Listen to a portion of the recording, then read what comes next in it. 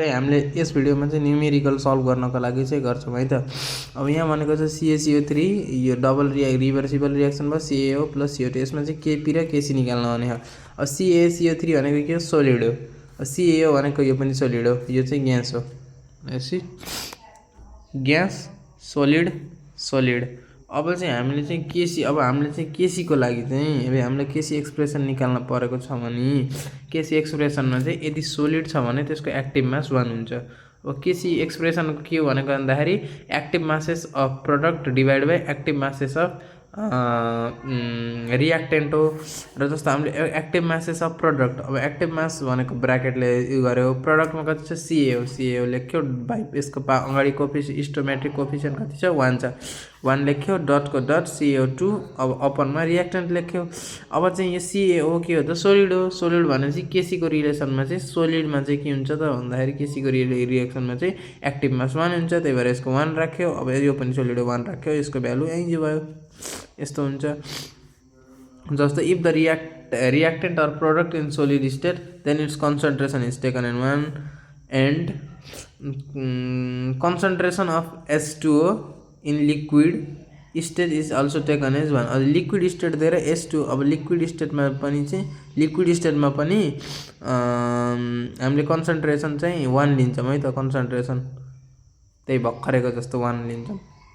अब पालो रह्यो Kp को पालो। अब Kp निकाल्नु पर्यो। Kp भनेको प्रेसरको उमा हो, इन टर्म्समा हो। अब प्रेसर हुनको लागि चाहिँ अब प्रेसरको इन टर्म्समा हुनको लागि सोलिड लिक्विड दुइटैले काम गर्दैन। एउटा कन्डिसन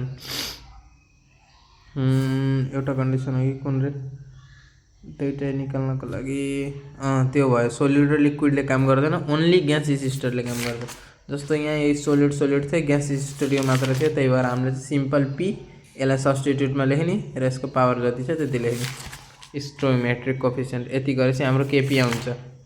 र कुनै पनि रियाक्सन दिएर Kp र Kc को रिलेसन फाइन्ड गर भनौँ भने चाहिँ मानौँ यो रियाक्सन, अब सुरुमा चाहिँ यसको मोल्स हेर्नु पर्यो, 1 मोल 1 मोल 2 मोल। यदि number of moles in reactant and product बराबर छ भने चाहिँ त्यतिखेर चाहिँ के हुन्छ त भन्दाखेरि Kp र Kc को रिलेसन पहिला हामीले चाहिँ डेल्टा n निकाल्नु पर्छ। नम्बर अफ मोल्स भनेको डेल्टा n भनेको प्रोडक्टको यो माइनस रियाक्टेन्टको यो गर्दाखेरि 0 आयो। यदि डेल्टा n 0 छ भने Kp = Kc हुन्छ। यदि त्यस्तै डेल्टा n 0 भन्दा सानो हुन्छ भने चाहिँ Kp is smaller then Kc हुन्छ।